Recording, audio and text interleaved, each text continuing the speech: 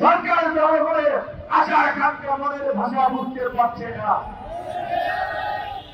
জুলাই বিপ্লবে ফ্যাসিস্ট হাসিনার পতনে ডান ডান সরকার, রাজনৈতিক দল, নাগরিক সমাজ, শিল্পী, সাহিত্যিক সকলের যে একটা জাতীয়ত্ব তৈরি হয়েছিল, সকলের প্রত্যাশা ছিল এই বাংলাদেশকে পুনর্গঠন করার জন্য, হাসিনার পতন পরবর্তী নতুন বাংলাদেশ বিনির্মাণ করার জন্য আন্দোলনের অংশীদারদেরকে নিয়ে জাতীয় সরকার গঠন করা হবে, রাষ্ট্র সংস্কার করা হবে। কিন্তু দুঃখজনক আমরা দেখলাম যাদেরকে আমরা সরকার গঠনের দায়িত্ব দিলাম তারা তাদের সার্কেলের বন্ধু বান্ধব তার লোকজনকে নিয়ে সরকার গঠন করবে।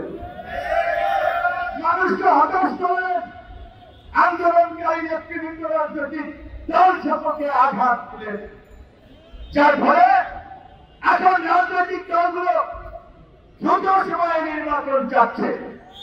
এখন রাজনৈতিক দলগুলো সরকারের কর্মকাণ্ডে সন্দেহ সংশয় প্রকাশ করছে। যেখানে জুলাই বিপ্লবে কিংবা ৫ই আগস্টের পরে ৮ই আগস্ট পর্যন্ত যে আপনাদের প্রতি সর্বজনীন সমর্থন ছিল, এখন কেন সেটিতে ভাটা পড়ছে? আমাদের একজন উপদেষ্টা বলেছেন রাজনৈতিক দলগুলো সরকারকে ব্যর্থ প্রমাণ করতে চায়, তারা রাজনৈতিক দলগুলোই সংস্কার করতে চায়। আমরা তো বলেছিলাম যে আগে সংস্কার পরে নির্বাচন।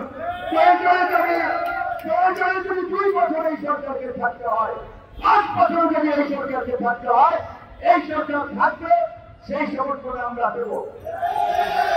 কিন্তু যারা সরকারে গেছেন তাদের তো আউটলুকটা, দৃষ্টিভঙ্গিটা সার্বজনীন থাকতে হবে। তাদের দৃষ্টিভঙ্গি যদি নির্দিষ্ট কোন রাজনৈতিক দল সংগঠনের প্রতি হয়, তাহলে আপনারা সবার সমর্থন পাবেন না। যে রাজনৈতিক দলগুলো আপনাদেরকে আনকন্ডিশনাল সমর্থন দিয়েছিল, কেন তারা এখন আপনাদের কর্মকাণ্ডে সন্দেহ সংশয় প্রকাশ করছে, সেই কারণ ফাইন্ড আউট করতে হবে। আমি এখনো অস্থির হতে চাই না, এখনো অধৈর্য হতে চাই না, আরো কিছুদিন ধৈর্য ধরতে চাই, আরো কিছুটা সময় দেখতে চাই। অনেক রক্ত ত্যাগের বিনিময়ে ৫৩ বছরে একটিবার এই বাংলাদেশের গণঅভ্যুত্থান আমরা ঘটিয়েছি ২০২৪ সালে। এই গণঅভ্যুত্থানের সরকারকে দিয়ে আমরা যদি এই ভারতীয় আগ্রাসন ঠেকাতে একটা শক্তিশালী পররাষ্ট্র নীতি প্রয়োগ করতে না পারি, রাজনীতিতে সংস্কার না করতে পারি, নির্বাচন কমিশন, বিচার বিভাগ, মানবাধিকার কমিশনের মতো কিছু রাষ্ট্রীয় প্রতিষ্ঠান গড়ে তুলতে না পারি, সেটা আমাদের জন্য দুর্ভাগ্যের হবে।